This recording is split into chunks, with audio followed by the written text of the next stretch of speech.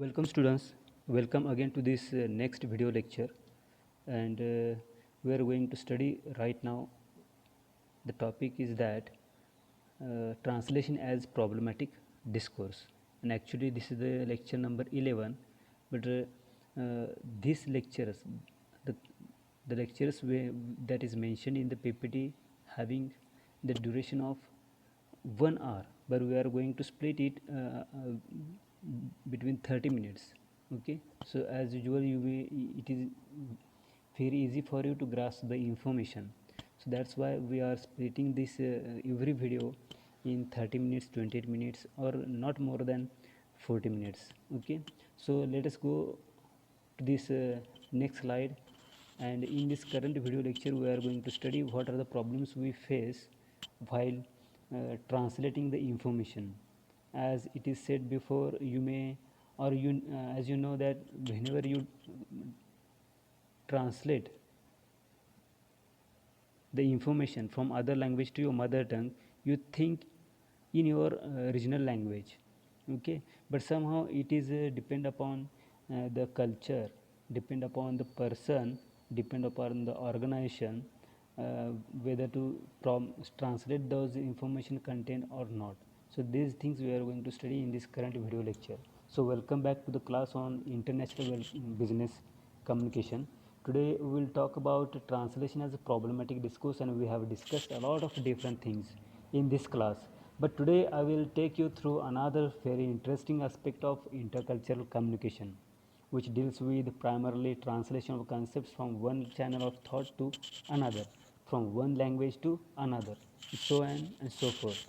And today's lecture is based on a paper by Banks and Banks, which was published in 1991, and you will observe that paper in next forthcoming uh, slides. So I will give you the reference to the paper, but today's lecture is primarily based on that one research paper, which I thought is very useful for a class on international business communication. Specifically in today's changing world, where people from different backgrounds come together and work together in the same environment. People from different ideologies, people speaking different languages, thinking in different languages, come together and agree to common things and work on common goals. So let us get started. And as always, the first thing we will do is little bit of revision, which is we have talked about these styles of learning and problem solving, and I would like you to remember and to discuss what you learned in the previous class regarding how styles of learning and problem solving change or across different cultures, or how people in different environments think differently about learning and problem solving, and how does this play out in your work in a multicultural environment, and how does this influence the way you work in a multicultural environment. The other thing that we would revise today, or I would like to revise in your class, is the Sapir-Whorf hypothesis. We have talked about the Sapir-Whorf hypothesis in the last class, and I would like you to think about and revise and discuss the implications of the Sapir-Whorf hypothesis in the business environment. I really want you to think about these things and discuss their implications in multicultural environment, where people are coming from different backgrounds, different places, different channels of thought, different ideologies, different value systems, and working together on common goals. So after we have done that, we will move on to translation as problematic discourse in organizations.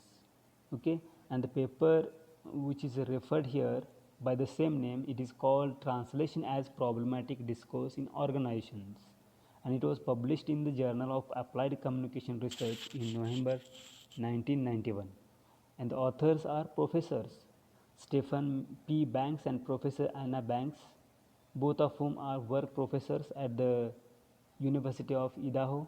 So, and of course we have some database that gives you access to these journal papers. You might find this paper in your library, which is very comprehensive database comprising of many journals, many peer review journals in your areas. So If your library subscribes to you, you should be able to pull out this paper, but today's lecture is primarily on this paper and wherever references are not given, it should be assumed that the material on the slides is or has been drawn from the specific paper. Okay. uh, the issue Now the issue regarding translation, we have multicultural organizations, and I'm sure you will believe this, you will agree with me on this, that these days more and more people are moving out of their houses and going to work in organizations with people from different backgrounds. So the main issue is that most of the organizations these days are multicultural, whether they are teaching, work, research, any kind of organization. Initially, in the olden days, what used to happen was places like the army or the civil services or the defense forces or some organizations like that were multicultural. But these days, the mobility has increased and people are moving out of their houses, going to different cities. People do not think twice about leaving their hometown or leaving their comfort zone very much these days, because people still can stay connected with their families. So multicultural organizations is one. The second thing that very influence what we are going to talk about today is the multilingual nature of employees. More and more people are speaking more and more languages these days, and Indians by default are multicultural.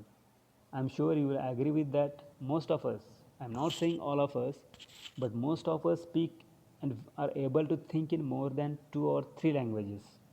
English and Hindi being the languages that we speak throughout India, for the most part, and or in the most parts of the country, we speak English because it is the language of formal communication all over India, and it also helps us stay connected with the rest of the world. And Hindi is another language that is spoken in most parts of the country, and most of us speak and are able to think in one other or at least one other regional language. The language that we speak in our home states. So most of us are multilingual, are switch from one language to another. We speak in a mixture of languages.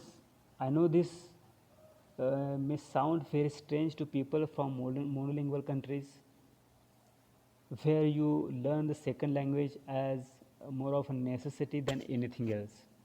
For example, Spanish is learned by people in the United States. Most people in the United States speak in English, and then they learn Spanish of French or another foreign language. They term it as a foreign language. For us, it is not foreign. We just sort of mingle with each other, and just because our country is so diverse, we speak and are able to think in English, Hindi, and then Urdu. As we go north and to the west of the country, and you would have your own regional language. Could be could be Kashmiri, could be Pahari, could be Punjabi, could be Haryanvi, could be Marathi, Maharashtrian language, and you will sort of move down. So most was multilingual, and most organizations have multilingual employees, and you do not know what language the person sitting next to you would be thinking in. And we think about different concepts in different languages, and this is part of our intrapersonal communication. And I want you to be more sensitive to these things in your environment. In India, we do not think twice. We are switching from one language to another. So if I am thinking about my family, I could be using Hindi or Marathi in my head. And when I'm thinking about work or specifically the theories of communication, it is all English. And when I'm thinking about some hobby that I may be interested in, it is mostly Urdu, Hindi, or Marathi. So, or so all. Where I'm thinking about living in Bengal, Maharashtra, I may even become familiar within start thinking some words that can only be expressed well in Marathi, Bengali, or Gujarati, or whatever. So we all think like that. The other issue here is multiple ideologies, beliefs, interests are at stake. Now, when we come from such different backgrounds or ideologies are at stake, when we are doing something or we have belief systems or at stake when we are trying to learn something new, do something different or interest are at stake. We have different kinds of interest in the organization. We have different personal goals. We have different professional goals. And we have this plethora of diversity that is constantly colliding with each other. And most of us come from these different backgrounds, and our diverse thoughts and beliefs and ideals are could be colliding with each other and interfering with the alignment of our comfort zones.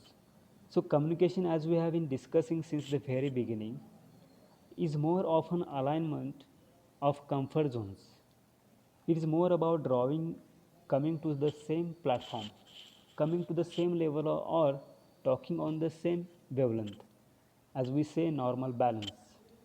So that is pretty much the issue here, that we bring so much of diversity to our workplace that it becomes difficult at times to think along the same lines. And today we are going to talk about translation. Translation is what you may ask, or what are we translating? We are translating things constantly. So translation doesn't only need to be translation across languages. It can also be translation across different technical disciplines, different areas of expertise. I give you an example. Last time of ERP, enterprise resource planning, is very technical concept, and if you've never been exposed to it, it sounds like a foreign language. The phrase sounds as if it is being taken from a foreign language. It is a technical term. So professional jargon is another type of language. SMS language is another type of language. Facebook, the language you use on Facebook is the special dialect of English, you could say. So we have all these different areas that we use different dialects, different words in, and that is what we are going to discuss today in the context of intercultural, international business communication. So, before we move on, we need to first discuss the aspects of meaning. How is meaning constructed, or what does the meaning of a word constitute of? Now, according to Gray, Bogan, and Donnellan, sorry, in this paper in Banks and Banks 1991, there are three primary aspects of meaning. The first one is fundamental cognition. Fundamental cognition is the recognition. Fundamental cognition is the recognition or acknowledgement of the different possibilities that a meaning can have. Means same word may have different meanings. There are possibilities. Okay, so the content is specially constructed. This is a table, or you may say, wherever you are sitting, it may be your chair, or there may be a table. So it is a table. It is a table. We all agree that what I am, this thing that the computer is kept on is a table. Again, you may put your study material on table. Okay, this is a monitor, a computer monitor. So in front of me I have a table and my computer monitor. So this is the meaning that we have decided on collectively. So the content is logically constructed. We call it a computer monitor. This is a socially constructed meaning of the word. Now, monitor could be what I am probably looking at. I am looking at the camera. I am also looking at the screen on which I can see what is going on here, and so that is a monitor. So we agree that we call the screen a monitor. That is a fundamental cognition, which means the basic recognition of a concept.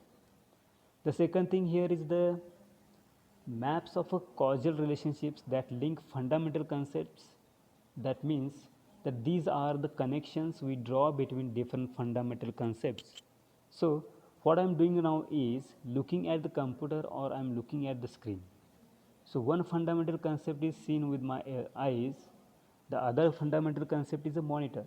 What is happening between? I use this eye to view what is on the computer monitor. So I am linking these two concepts. I am using my sight to figure out what is on the, or to read what is on the monitor. That is a one small, very small form of map of causal relationships that links fundamental concepts.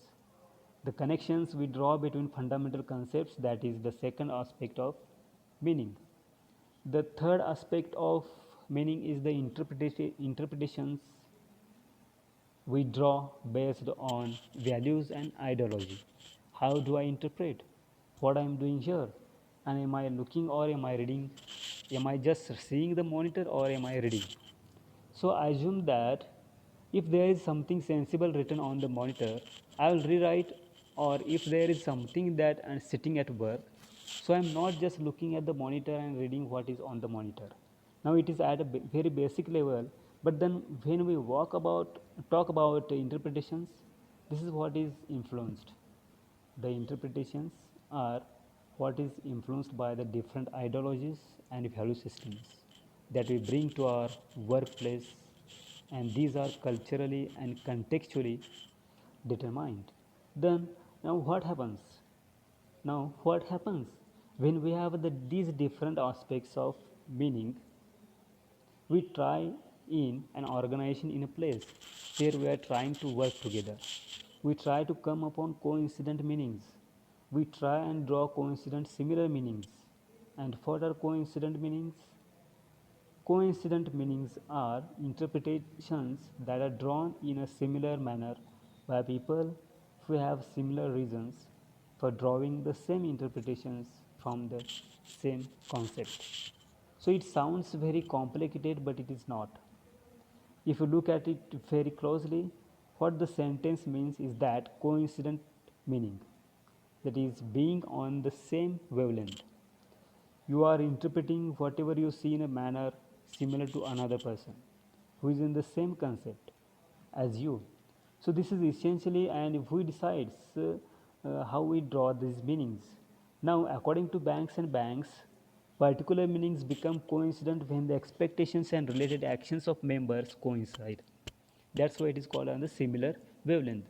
So most crucially in situations where members' self-interest and ideology are at stake.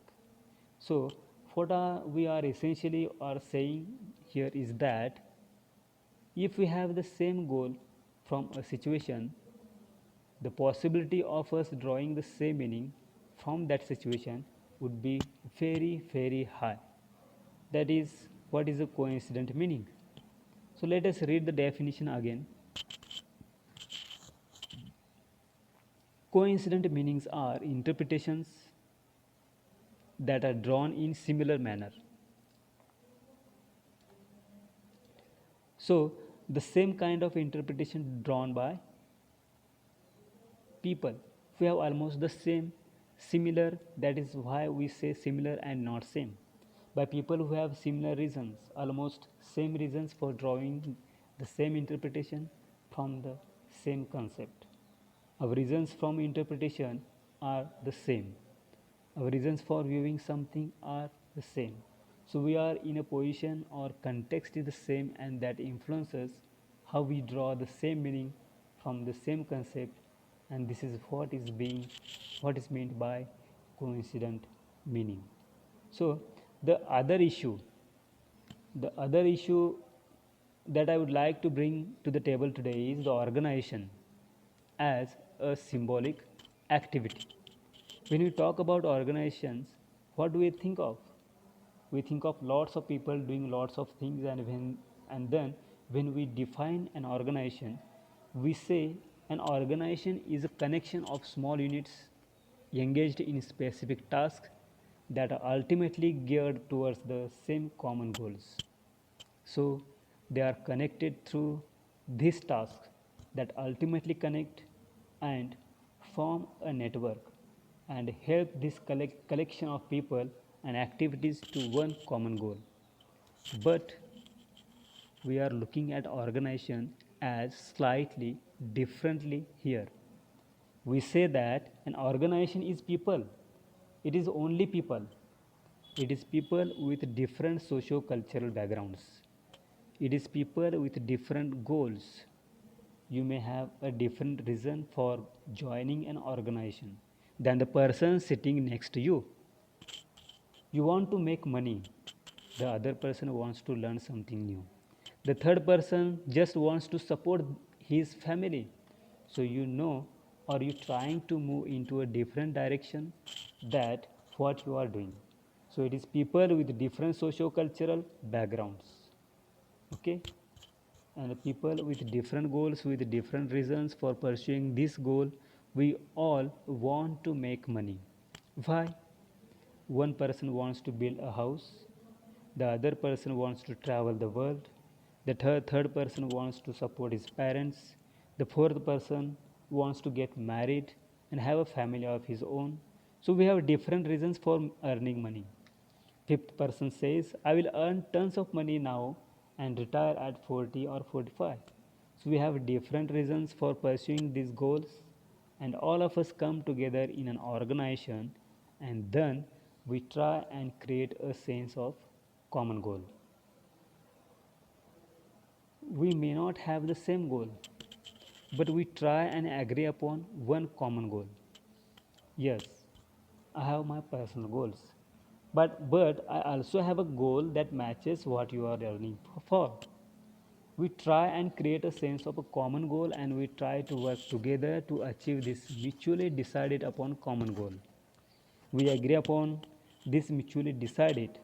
We agree together on this common goal, and we get together and try to work towards achieving it. And that's why people say, well, work is work and personal life is a personal life. You should not mix the two. Many times people say that, but it is not easy to keep the two separate. So, what do? We come to work and we try and we switch off our personal goals and say, this is what I'm supposed to do as member of this team. And what do I mean by a team?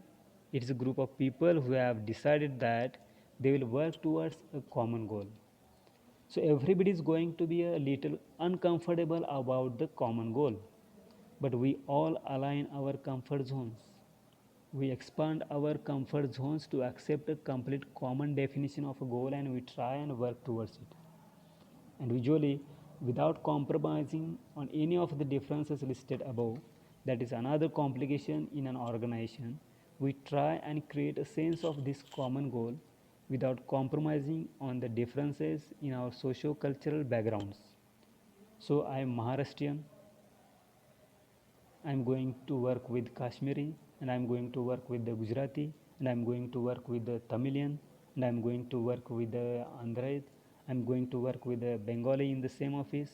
But I will still continue to hold on to my Maharashtrian, to be Maharashtrian, and somebody as far hold on to whatever their different socio-cultural background. I will still continue to hold on to my goals. Yes, my goal is grow in this organization, do something worthwhile with my life, and somebody else says I'm going to make tons of money. They will have those goals. They do not let go of their goals. We do not compromise. That is what is meant by not compromising on any of the differences listed above.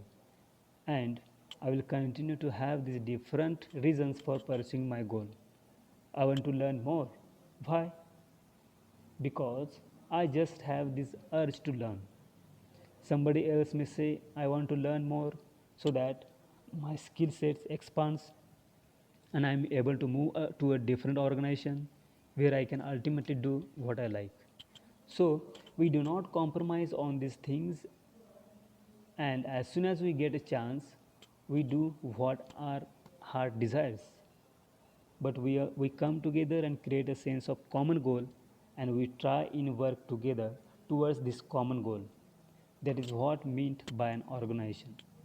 When we say that an organization is a symbolic activity, it is a symbol of our getting together. We may not necessarily get together, but we try to modify our comfort zones in such a manner that it appears that we are getting together and pursuing a common goal. And at the same time, on the surface of it, it looks like we are pursuing a common goal. But the subsurface layer, we are also trying to pursue our own goals and hold on to our different identities at the same time. So now, in order to create and pursue a common goal, what do? We start by trying to understand each other, and we try to convince each other, and we trying to coordinate with each other without losing sense of what each of them wants and how and when and where. More complications. So we try and convince each other that we should align. Yes, we need to align. So what do? I have a louder voice, so I will say we have to agree to what I'm saying. In somebody else is not so aggressive, so they will turn around and they will say, I will agree with what you doing, but I still continue to hold on to my differences also. Essentially, in an organization, what happens is that people try and align their comfort zones with each other without expanding their own comfort zones too much. However hard we may try, we are, however open minded we say we are, but ultimately it is about survive. It is about maintaining my identity regarding my own comfort zone and expanding it just a little bit so that I stay connected with in the organization. That is what happens in the organization. But who decides? The question is that who decides? Ultimately, who decides what needs to be done here, and who decides whose voice is going to be louder, and who decides who is going to be heard more than somebody else? Now, what affects this coordination of comfort zones in the organization? What affects this coordination of comfort zones in the organization? What affects how people are going to get together and how people are going to be aligned to align their comfort zones with each other? So that is something that we need to figure out, and that is what we'll talk about. A few points are listed here. The power and authority hierarchies. Power and authority hierarchies. These power and authority hierarchies are the first to decide, of course. That is one of the things or one of the areas that decides how the comfort zones are aligned. So person in a position of power and higher authority is usually the one to have his or her same reference group allegiance. Reference group allegiances. Now, what does this mean? This means that our connection with the group that we identify more with. References alliances means that our connection with the group that we identify more with. So if I identify with the group, it will be easier for me to fall in line with what that group is doing, and it will be easier for me to align my comfort zone to a group that I identify with. It will be easier for me to expand my comfort zone so as to accommodate my reference group more than the other groups that I do not necessarily identify with. For example, in the IT system and faculty. And I would agree more with what the faculty group is saying rather than what is students are saying. It will be easier for me to align my comfort zone to the comfort zones of other faculty than with the comfort zones of, say, other non-teaching staff or research staff or with the students. That is what we mean here. Then another thing that affects the coordination is that the another thing that affects the coordination of comfort zone is cultural training. How much is exposure have you had to different cultures? How much of training have you had in trying to understand other cultures, in trying to align yourself with other cultures? And that really affects how well we are able to coordinate our comfort zones. The other thing that affects the alignment and coordination comfort zones is the polysemic nature of language. Okay, polysemic nature of language, which means that that any language, any word has multiple meanings, and these different interpretations that we draw from the same words help us to align our comfort zones. So we make sense of these different situations that we find ourselves in. through the different interpretations we draw from the same word or from the same concept. Language by definition is polysemic in nature, which means that words may have multiple meanings and coordinations, as we say, normal balance, and that helps us to just adjust better to different situation. But you will say then effectiveness of communication is lost. If you are trying to draw different meanings from the same word, then the effectiveness of communication will be lost. No, that is where the concept comes in. We define the context and we say within this context we are drawing meaning. We define the context and we say within this context we are drawing meaning A, within another context we are drawing meaning B, and that is how the effectiveness is brought out. The other thing that can affect this coordination of comfort zones is the evanescence of meaning, which means the the contextual significance of meaning and meaning changes. So meaning changes or disappears with the change or disappearance of context. This is what is meant by evanescence of meaning. Evanescence means constantly disappearing.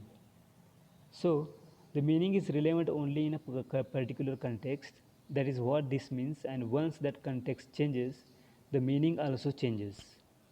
And all of these things influence how well we coordinate our comfort zones in any organizations that is specifically multicultural and multilingual in nature. Okay, so let us stop here and we may discuss remaining part of this video lecture in next video. Till then, thank you and have a nice day.